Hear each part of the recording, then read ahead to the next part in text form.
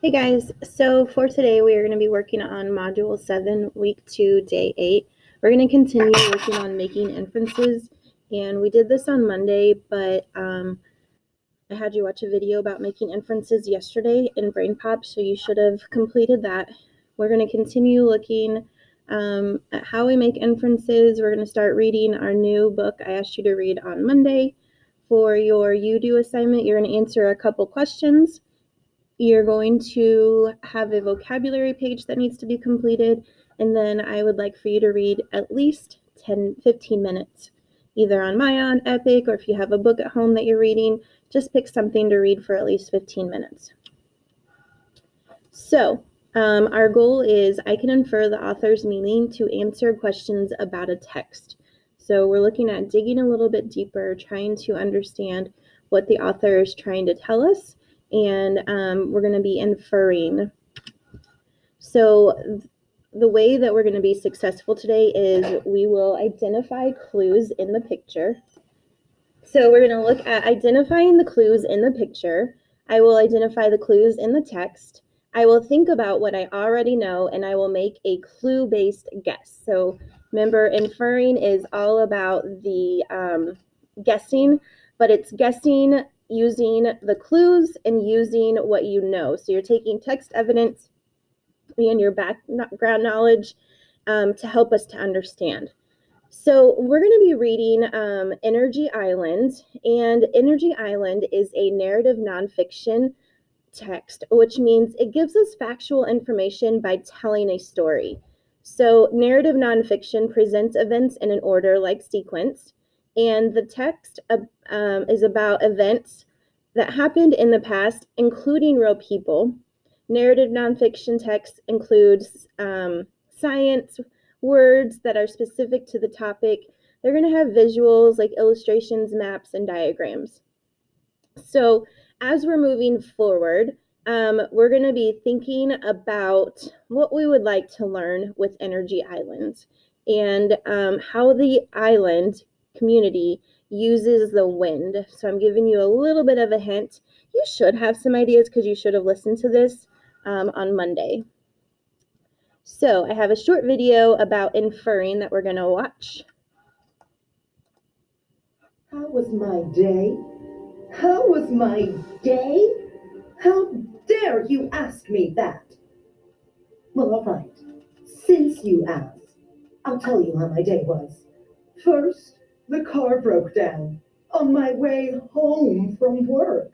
And then, when I eventually get home, I find out the dog has run away. Finally, my husband tells me he's lost his job. I am so very, very unhappy. Cut! Where'd you get that line? What line? The line about being unhappy. That's not in the script. It's not? Roll that back.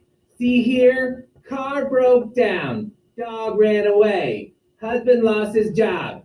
See? Nothing about being unhappy. Well, I made an inference that she was unhappy. An inference? What's that? I read the text and thought about what I know, and so I made an inference that the character is unhappy.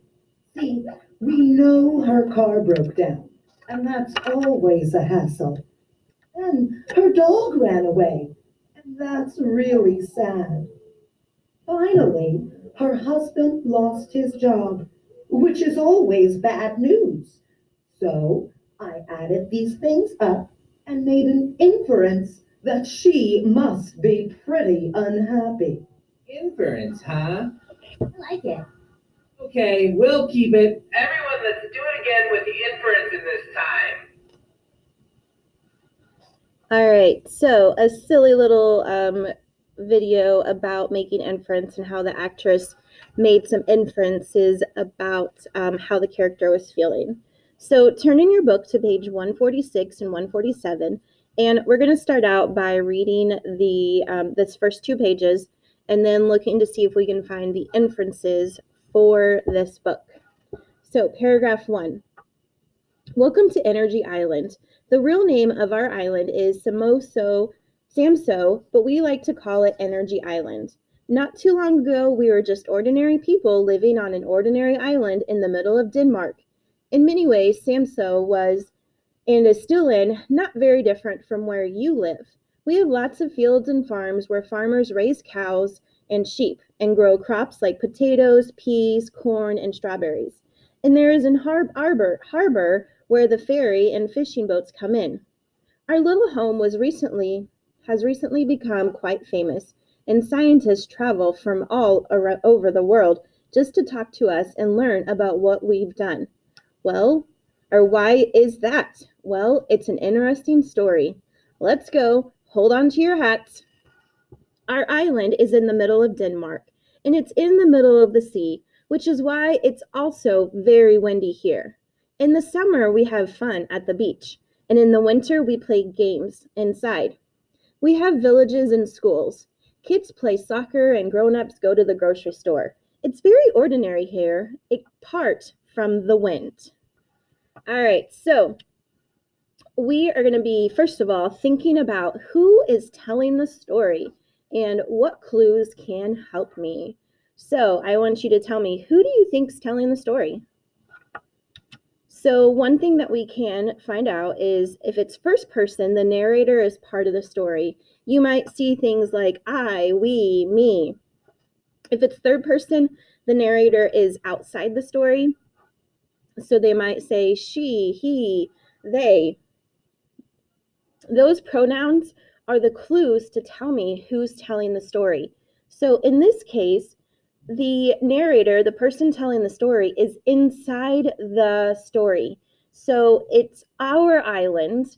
We were just ordinary people, and we have lots of fields and farms and our little home. So all of these pronouns are telling me that the narrator lives in Energy Island or lives on Energy Island. So this story is being told from first person. Now, we have to look at the text and we have to think about what will the narrator's story explain. So when I looked at this, I read in paragraph 3, our little home has recently become quite famous, and scientists travel from all over the world just to talk to us and learn about what we've done. Why is that? Well, it's an interesting story. So I think I'm going to infer that the narrator is going to explain why the island became famous and why scientists from all over the world come to visit it. All right, we're going to keep going. Remember, as we're reading, we're looking for the clue pictures, the pictures and the clues in the pictures, the clues in the text. Think about what we already know and then make some guesses. The way we use energy was ordinary too. On dark winter nights, we switched on lots of lights and turned up our heaters to keep warm. We used hot water without even thinking. Our oil arrived by tanker, ship, and truck, and we used it to fill up our cars and our heating systems. And our electricity came from the mainland by cable under the sea. A few years ago, most of us didn't think much about where our energy came from or how it was made. That was before our island won a very unusual competition. The Danish Ministry of Environment and Energy chose Samso as the ideal place in Denmark to become independent of non-renewable energy. A teacher named Søren Hermansen was selected to lead the Energy Independence Project. He was a very ordinary person too. So, what do you guys think Søren Hermansen probably knows a lot about? What do you think he might know a lot about? I want you to write in and tell me what you think he might know a lot about. As we're doing that, we have to look at the pictures. We have to look at the clue in the text, and we have to think about what we already know. So I would say he knows a lot about energy. Now, the clues that help me to infer this, my picture clues, he's carrying this windmill, this pinwheel, this wind pinmill. So he's got this right here as showing me that this is how energy could be made. the word clues are Danish Ministry of Environment, right here. The Danish Ministry of Environment and Energy chose him to lead the Energy Independence Project.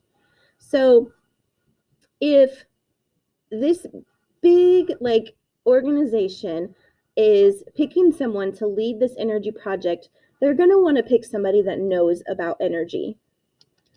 So when I'm thinking about this, it says that he was a teacher.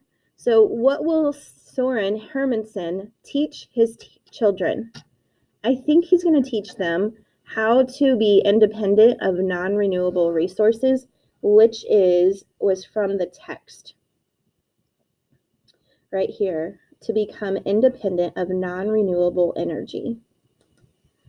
All right, so I'm going to keep reading and see what's happening. Paragraph 11. Okay, he did play bass guitar in a band, but his favorite subject was environmental studies, and he was very excited about energy independence. Tell me, class, what are some ways we could make our own energy right here on the island? Some kids said, capture heat from the sun, ride bicycles instead of driving cars, use oil from crops, burn straw and wood.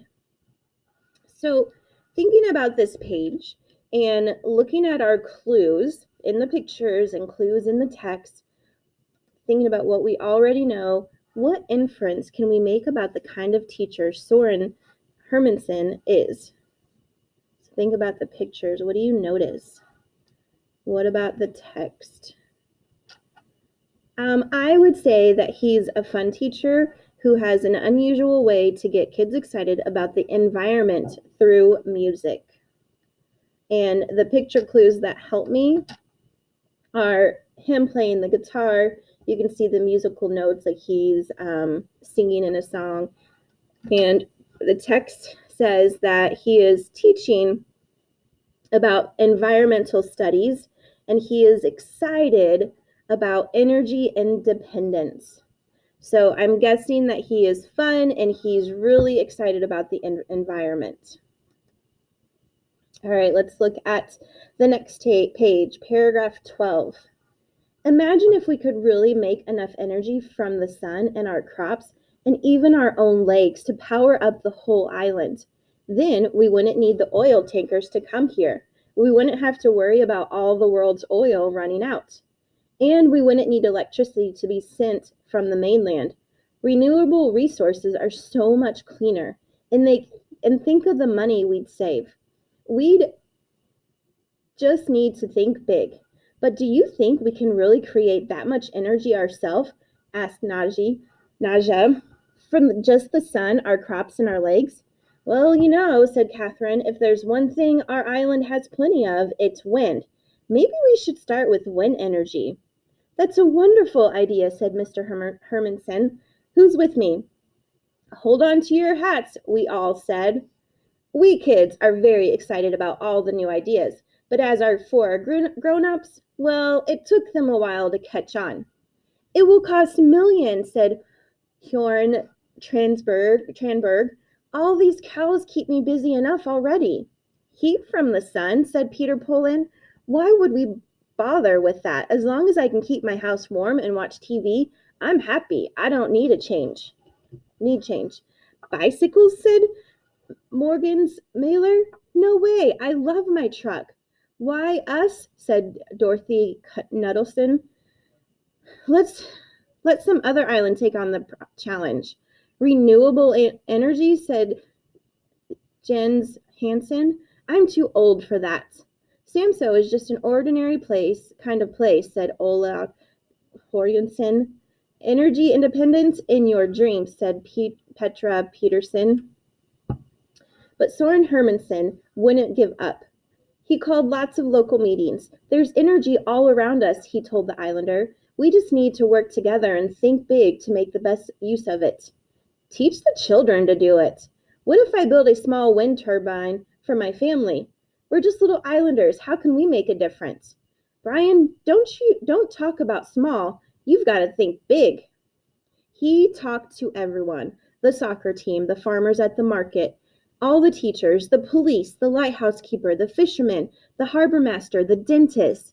This went on for several years. People listened, and lots of them even agreed with Soren Hermansen was saying, but nothing happened. Was anyone willing to make a change? All right, so thinking about this, and we got to make some inference here. How does the author show that Soren Hermansen worked hard to convince the people of Samso about renewable energy? What clues can we infer from this? So we've got picture clues, we've got text clues, we already know some things. How does the author show us that he worked hard to convince the people about renewable energy? Well, in the first picture on the left side, people are listening. On the right side, it's showing him going to all the different places. And the author said that Sorensen talked to everybody on the island, and it took him several years to do it. All right, we're going to keep reading and be thinking about the clues. What are the words saying, the picture showing us? Then one day, the electrician, Brian Cadier, called Sorensen Hermansen. I'm thinking small, he said. I'd like to put up a second-hand wind turbine next to my house. Jorgen Trenberg was thinking big. I want a huge wind turbine. I'll invest my money and then sell the electricity it makes. Mr. Hermansen was so excited. 2 renewable energy products had begun, one very small and one very big. Brian Cadier called on his family and friends to help him put up his wind turbine. Well, it took a big ship, some giant trucks, and 2 enormous cranes to build Jorgen Trenberg's. The project on Samso had begun. We were still using a lot of renewable energy. It looked like we might never achieve our dream, until one dark night, sleet and snow blasted across the island. Suddenly, all the electricity on the entire island went out. Everything was dark. Everything, that is, except for Brian Hergen's house. Free electricity, shouted Mr. Sharon. My turbine works. Tonight, I'm energy independent. Sure enough, the blades on Mr. Kinger's wind turbines were whooshing and whirling in the wind. Hold on to your hats, cried Soren Hermansen. News traveled fast on a small island like Samso. After that night, everyone was asking how they could make energy of their own. Suddenly, Soren Hermansen was busier than ever, helping people start new energy projects. The whole island got to work. Some people had big ideas. Many people had small ones, but all of them were important in working toward our goal. The Holm family installed a solar panel on their farm. Today, their sheep are munching grass while the panels soak up energy from the sun. Ivan Horensen built a biomass furnace. It burned straw instead of oil, and now heats his house and his neighbors' houses too. In fact, biomass is so big on Samso that whole villages are now heated by burning wood and straw grown on the island. Eric Anderson makes tractor fuel oil from his canola crop, and Brian Kajar's wife, Bentina, whizzes around in an electric car. Their windmill powers the batteries. Today, we even have electric bicycles charged by the power of the wind. So this is going to be a sidebar on the green, and it's just giving us a little bit extra information about wind energy. Windmills were first invented over 1,000 years ago in the land that is now Iran. Back then, the windmills were used to grind corn and pump water. Windmills are still used in modern world, and they can do lots more than grind corn. The wind turbine, a modern type of windmill, actually makes electric power. When the wind blows across a wind turbine's blade, the blade turns and causes the main shaft to spin a generator, which makes electric power. The more wind there is outside, the faster the blades turn and the more energy the turbine makes. Before a turbine is built, scientists take measurements to discover which places are the windiest. Today, there are turbines on hills, on top of city buildings, and even in the ocean. Electricity that is created by wind turbines can be used to power a single home or building, or it can be connected to an energy grid where the electricity is shared by the whole community. Every one of us had an energy independent story, and that's why people all over the world wanted to hear the latest news from Energy Island. Let's see if Horgan Tranberg will take us up the ladder to the very top of his fantastic wind turbine so we can see what Samso looks like today. As you can see, there's plenty going on. Now we have lots of wind turbines. Down there is Samso's brand new Learning Energy Center, the Energy Academy, where kids and grown-ups from all over the world come to learn about what we achieved and to talk about new ideas for creating, sharing, and saving energy. Guess who the director of the academy is? An extraordinary teacher named Soren Hermansen. Things have certainly changed on our little island in the past few years. We no longer need the oil tankers to bring us oil, and we don't need electricity from the mainland. In fact, on very windy days, we have so much power that we send our own electricity back through the cable under the sea for other people in Denmark to use. Samso may be a small island, but we have made a big difference in the world, reducing our carbon emissions by 140% in just 10 years. And we did it by working together. All right, so we want to know, how long do you think it took Sorensen to get everyone to become energy independent on the island? So we're going to look at the pictures. What is that telling us? We're going to think about the clues in the text, and we will think about what we already know. So the picture clues, we know that now he has white hair. Usually as you get older, you turn gray or white, and it's telling me that he's gotten older. And the words say, in the past few years. So we know that it's been years that it took him to get everybody on board with this energy island. Okay, you are going to finish reading this page, and you're going to make an inference about whether others will create their own energy island. Do you think other people will create energy island? I want you to think about the pictures, think about what you know about Energy Island, how they came to build it, and then make your own inference about it. So remember, when you are reading, you make an inference and assumptions based on your personal memories or prior knowledge, and you take time to study the illustrations and look for clue words so that your inferences are accurate. Today, you have a you have your vocabulary, and then don't forget to read at least 10 minutes